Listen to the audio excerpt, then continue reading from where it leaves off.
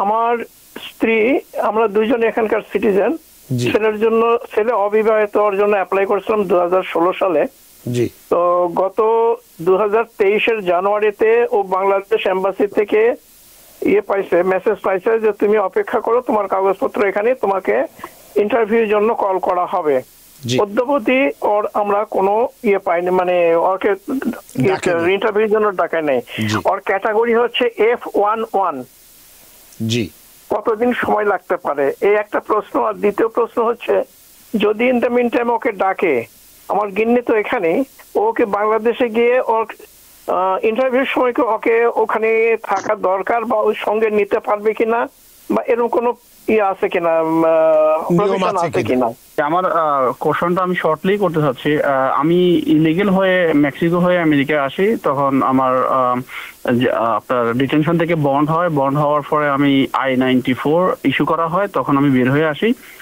তো আমি 2020 সালে ইউএস সিটিজেন বিয়ে করি। 2021 সালে আমার I-130 অ্যাপ্রুভ হয়। 2022 সালে আমার 23 সালে আমার ইন্ডিভিজুয়াল হিয়ারিং থাকে। সো ইন্ডিভিজুয়াল হিয়ারিং এর 2 মাস আগে আমার I-485 এর ইন্টারভিউ অ্যাগেইন হয়। তো I-4 ইন্টারভিউ হওয়ার পর ওই সময় আমার থেকে জাস্ট আমার অ্যাসালাম সম্বন্ধে জিজ্ঞেস করছে, আর আমার স্পাউসের ভিতরে ঢুকতে দেয় নাই, যেহেতু আমার I-130 অ্যাপ্রুভ অফিসারে। তো দেন আমি চলে আসছি। এরপরে যে ওয়েট করতেছি প্রায় 14 মাস পর্যন্ত ওয়েট করছি। ওয়েট করার পরে তাদের ইউএসএ এসে আমি কল দিয়েছিলাম যে আমার এটা আপডেট দেওয়ার জন্য। তারা 1 মাসের সময় নিছে। পরে আবার ফোন দিছি, তারা আরো 1 মাসের সময় নিছে। তারপরে আবার কল দেওয়ার পরে তারা 6 মাসের সময় নিছে। 6 মাসের পরে তারা সময় নেওয়ার পরে কোনো আপডেট না পাওয়ার পরে আমি আমার সমস্যাটা হচ্ছে, আমি আমার দেশি কোনো অ্যাটর্নির কাছে যাই নাই। আমি গেছিলাম একটু অন্য দেশে একটা অ্যাটর্নির কাছে যাওয়ার কারণে আমি সবকিছু বুঝাই বলতে পারিনি, যার কারণে উনি আমি ম্যান্ডোমাস জন্য ডিসিশন নিয়েছি, আমি ম্যান্ডোমাস করবো। তো ম্যান্ডোমাস আমি করার পরে ম্যান্ডোমাস করছি আজকে 4 মাস হয়ে গেছে, এখনো কোনো আপডেট পাই নাই, এমনকি কোনো খবর বা কোনো ধরনের কোনো নিউজ আসে নাই। এর ভিতরে আমি আবার ইউএসএস কল দিছি। ইউএসএস আরো 3 মাস 90 দিনের সময় নেওয়া হয়েছে। এখন আমি কিছুদিন আগে আমার লয়ার কাছে কল দেওয়ার পরে লয়ার বলছে যে উনি নাকি কোর্টে রিড করছে। এখন এটা কি আমি তো আর অ্যাটর্নি না, আমি তো একজন সাধারণ মানুষ। তো রিড করা কি আর ম্যান্ডোমাস কি? উনি বললো যে রিড করা নাকি ম্যান্ডোমাসের একটা অংশ। এখন আমি ওনাকে বলছি যে কতদিন লাগতে পারে। তো আমি যতটুকু জানি ম্যান্ডোমাস করলে আপনার 60 দিনের সময় লাগে, আমি যতটুকু জানি। যাই হোক, আপনার এখন প্রশ্নটা কি? আমার প্রশ্ন হলো যে 60 দিন সময় লাগে, আমার এটার ভিত্তিতে কতদিন সময় লাগবে, এই তো? হ্যাঁ, সময় লাগবে। আর যদি এর ভিতরে যদি আরো কি আমার অন্য কোনো কোনো রাস্তা আছে কিনা, এটাই আপনার প্রশ্ন। অলমোস্ট 1 ইয়ার আগে আমার I-360 হয়েছে আন্ডার এজ বেসড। এখনো আমি ওই গ্রিন কার্ডের জন্য অ্যাপ্লাই করতে পারতেছি না। কিছু লয়ার অ্যাপ্লাই করতেছে, বাট আমার লয়ার যিনি উনি করতে পারতেছে না I-360 এর জন্য। উনি বলতেছে অনেকদিন ওয়েট করতে হবে। আপনি কি বুঝছেন? আমি বুঝতে পারিনি কিভাবে। আমি বাই রোডে আসছি, আন্ডার এজ ক্লেম করছি, তখন আমার কেস উইন হয়েছে, I-360 উইন হয়ে গেছে। এখন I-485 এর জন্য ওয়েট করতেছি। এটা কতদিন লাগবে? আমার আসলে প্রশ্ন কয়েকটি। আমি প্রথম প্রশ্ন করতে চাচ্ছি, আমি আমার হাজবেন্ডের জন্য অ্যাপ্লাই করেছিলাম অগাস্টের 30 তারিখে। তারপরে USCIS এ যখন কেস ডিসিশনের টাইমটা দেখাচ্ছিল প্রথমে 3 মাস, তারপর 3 মাস থেকে আপডেট হয়ে সেখানে গেল 5 সপ্তাহ, 5 সপ্তাহ থেকে 11 মাস, 11 মাস থেকে এখন আবার 13 মাস দেখাচ্ছে। এখন কি করণীয় আপনার এটাই? এখন না, আমার প্রশ্ন হচ্ছে এটা কেন দেখাচ্ছে। তারপরে হচ্ছে গিয়ে স্টেপ 1 মানে কেস রিসিভ হয়েছে, তারপরে 2 আউট অফ 2 কারেন্ট স্টেপ, এটা চলছে হচ্ছে কেস ডিসিশন। তো আমি জানতে চাচ্ছি এটার মানে কি। জি, আর কিছু? থার্ড প্রশ্নটা হচ্ছে, আমি বিয়ে করেছি মে 17 তারিখে 2024 সালে। তার মধ্যে এখন আমি যদি এবছর দেশে যেতে না পারি কোনো কারণে, তাহলে কি সেক্ষেত্রে কোনো সমস্যা হবে কিনা?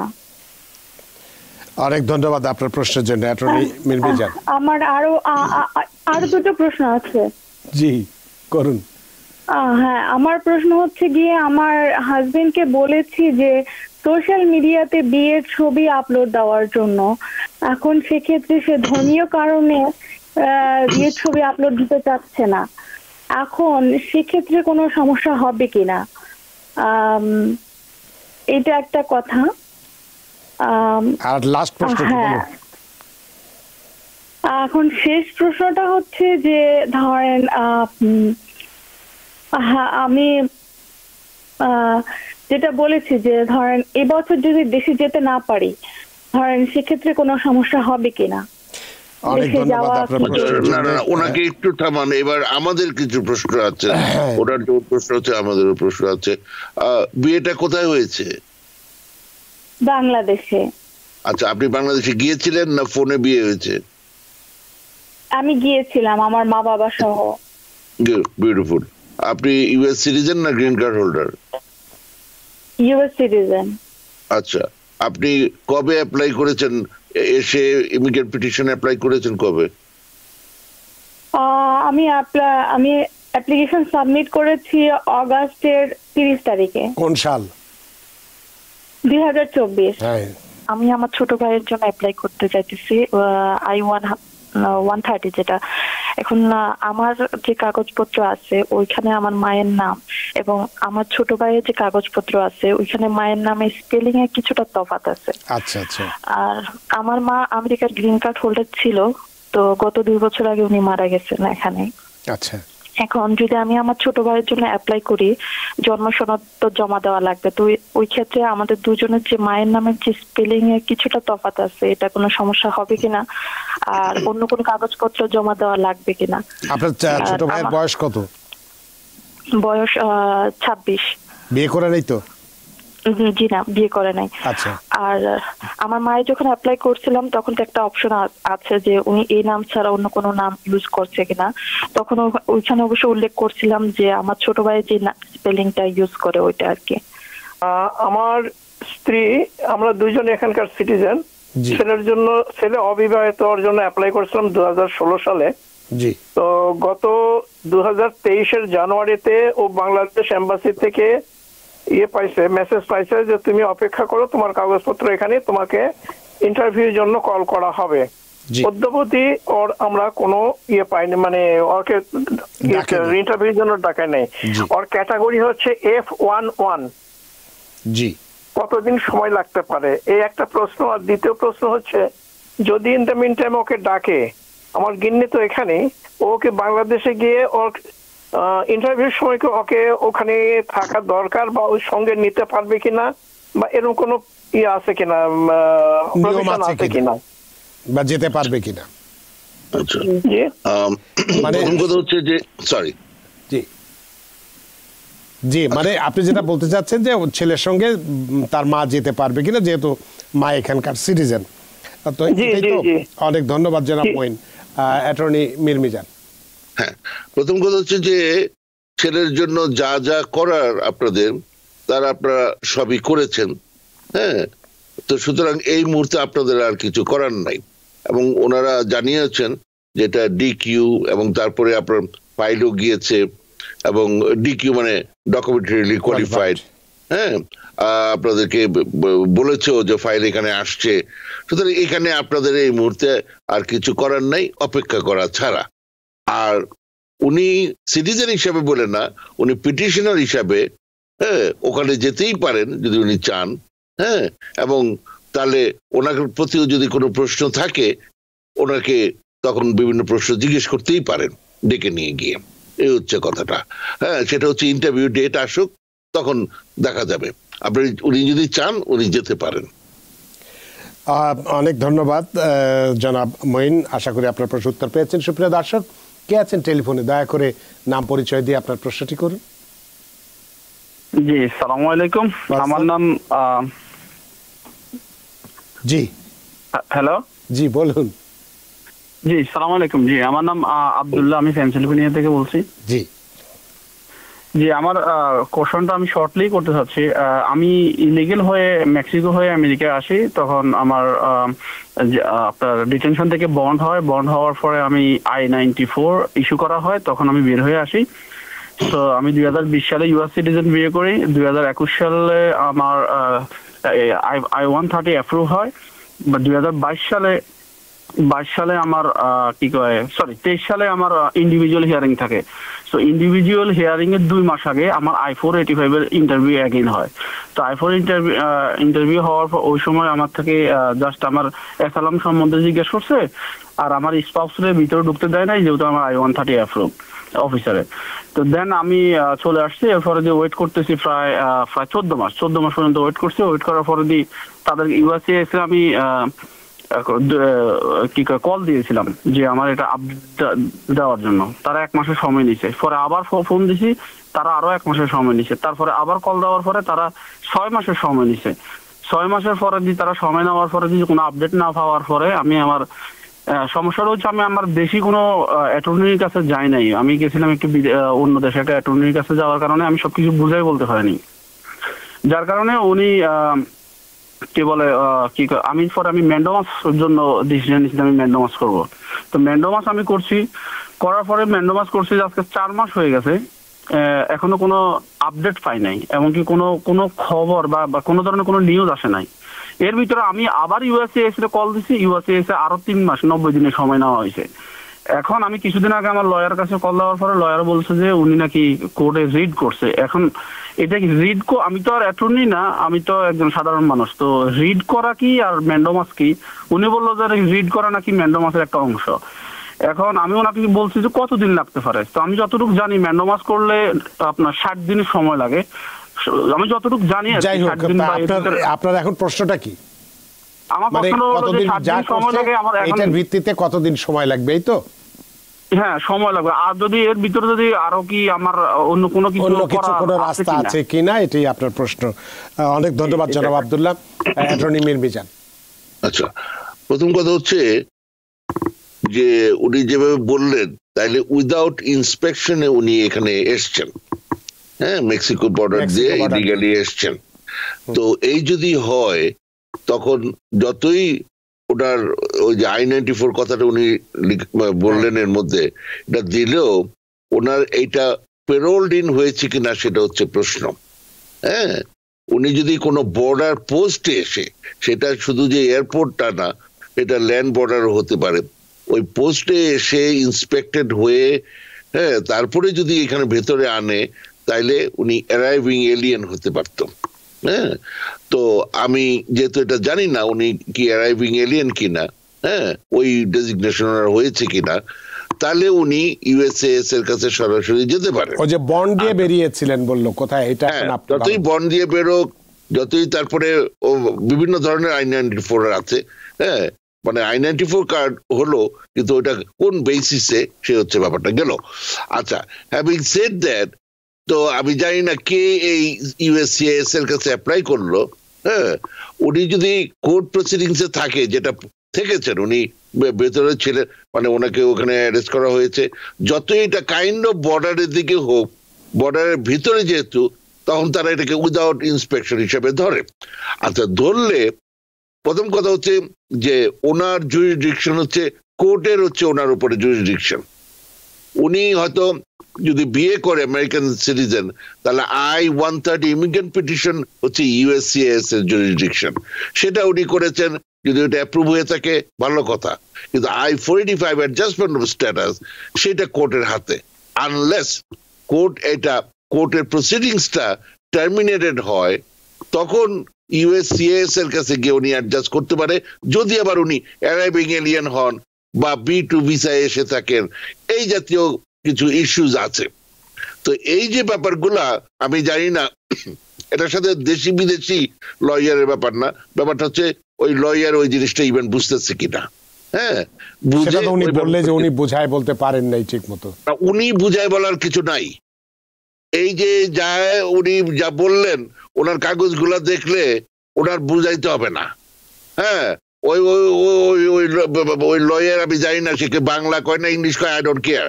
কথা হচ্ছে যে বেসিক জিনিসটা বুঝতে হবে। যদি প্র্যাকটিসে থাকতে হয় বুঝাইতে হবে। উনি ম্যান্ডামাস করলেন কেন বা আবার রিট করলেন কেন? এবার উনি যা করছে সোজা কথা, ওনার কাগজপত্র গুলো নিয়ে একজন উকিলের কাছে যান, ওই সাদা না কালো ওগুলো না গিয়ে বটতলার উকিলের কাছে যান, যে জিনিসটা বুঝে, সোজা কথা। হ্যাঁ, তো যাই হোক, এইভাবে করে জিনিসটা আগে বুঝতে হবে। ওনার ডেজিগনেশনটা কি, উনি কিভাবে এই দেশের ভিতরে আসলেন। উনি যতই এখানে আমেরিকান সিটিজেন বিয়ে করুন, ওনার যদি ওই রকমের অবস্থাটা হয়, যদি উনি EWI এন্ট্রি উইদাউট ইন্সপেকশন, তাহলে উনি নর্মালি এখানে অ্যাডজাস্ট করতে পারে না।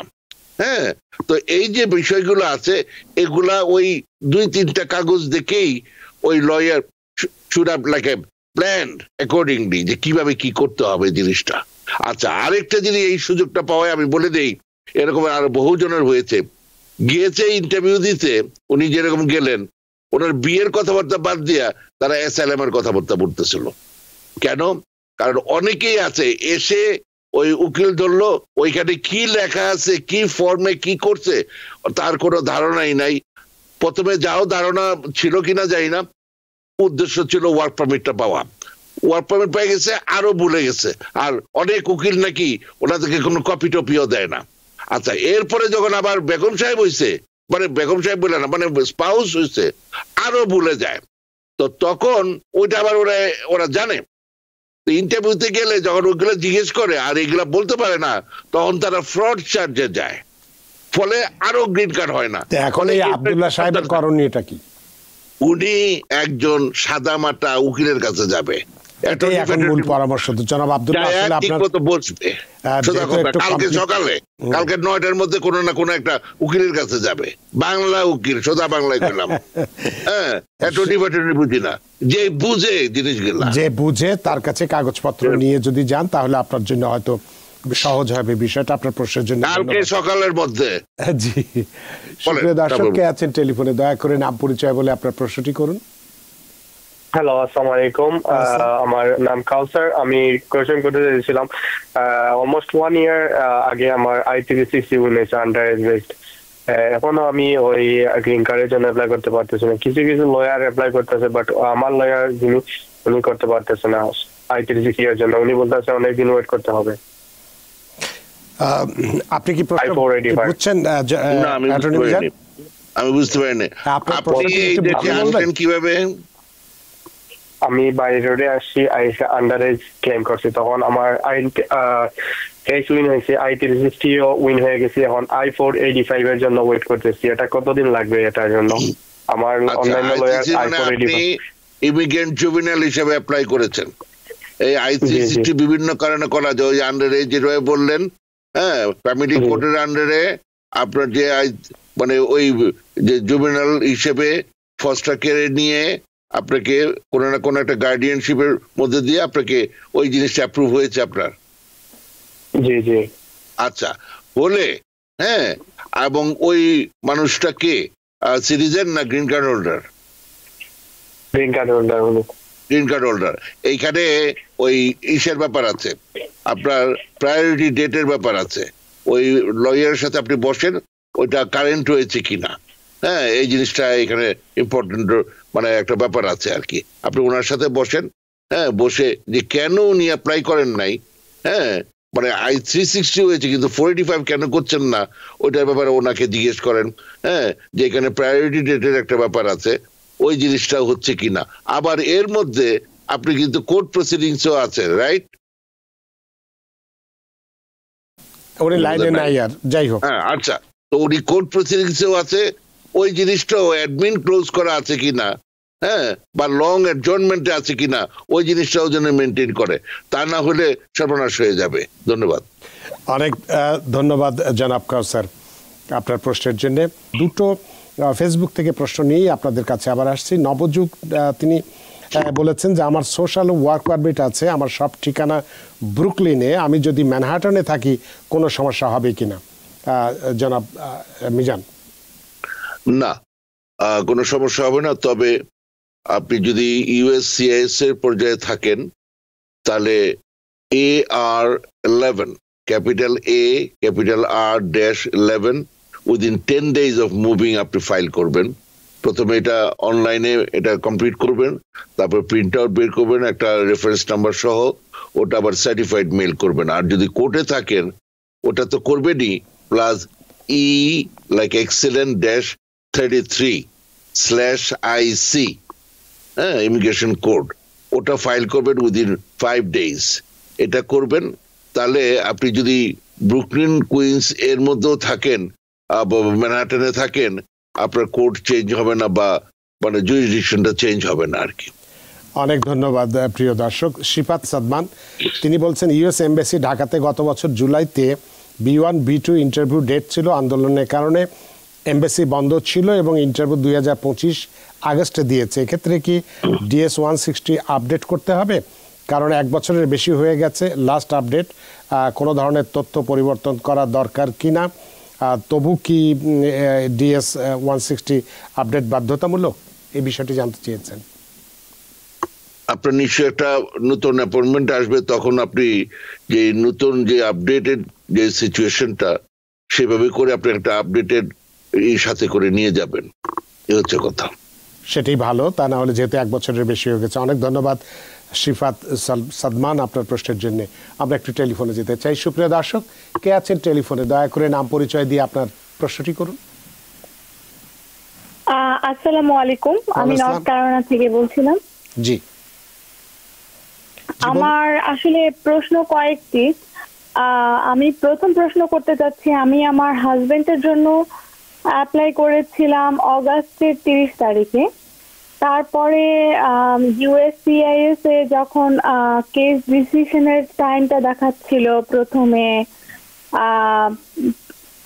3 মাস, তারপর 3 মাস থেকে আপডেট হয়ে সেখানে গেল 5 সপ্তাহ, 5 সপ্তাহ থেকে 11 মাস, 11 মাস থেকে এখন আবার 13 মাস দেখাচ্ছে।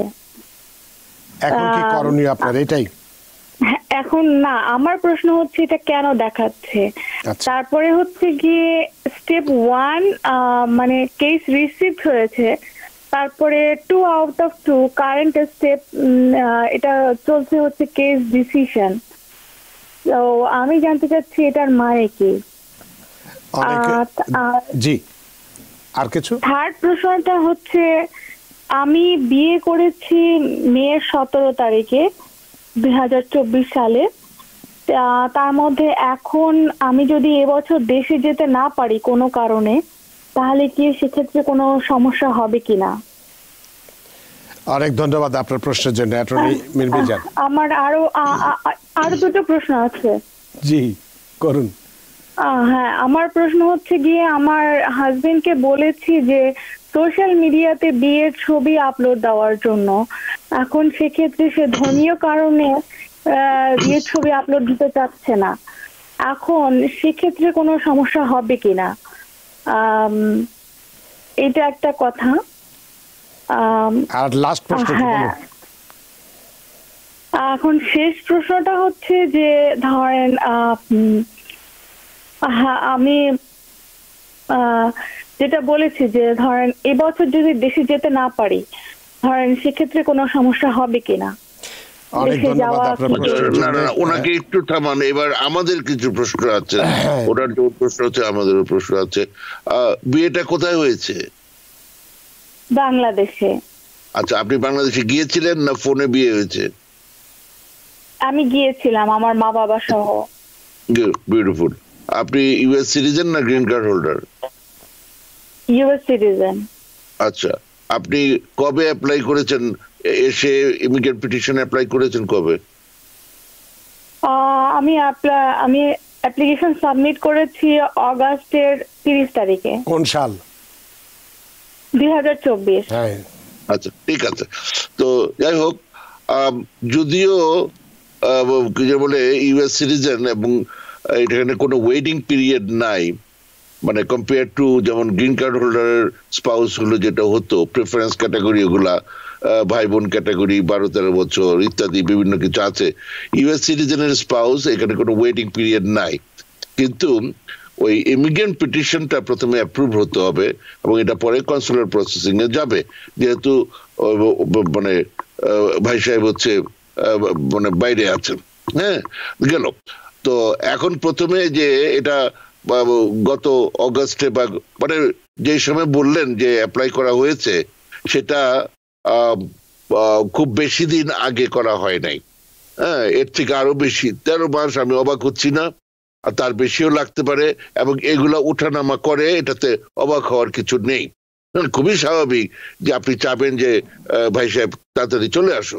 হ্যাঁ, এই হলো কথা। আর ওটা জিজ্ঞেস করা এই জন্য যে বিয়েটা কোথায় হয়েছে বা আপনি গিয়েছিলেন কিনা, ম্যারেজ হ্যাজ টু বি কনজুমেটেড। তো ফলে আপনি যেই কথাটা জিজ্ঞেস করলেন যে ওইটার উত্তর হচ্ছে আপনি যদি সম্ভব হয় আপনি এবছরও যাবেন। হ্যাঁ, যে আপনাদের মানে ন্যাচারালি মানে অনেক সময় যাওয়া যায় না, আপনি পড়াশোনার মধ্যে আছেন, চাকরিতে আছেন ইত্যাদি, কিন্তু তারপরও আপনার যতটুকু সম্ভব আপনাদের মধ্যে যেন যোগাযোগটা থাকে। হ্যাঁ, তো এই হচ্ছে সিচুয়েশন। এবং যে এবার যদি যায় সেটা ভালো, আরো যে বিভিন্ন জায়গায় যাচ্ছে, ঘুরছে ফিরছে, সেরকম ছবিগুলো নিয়ে রাখাটা বোধহয় ভালো।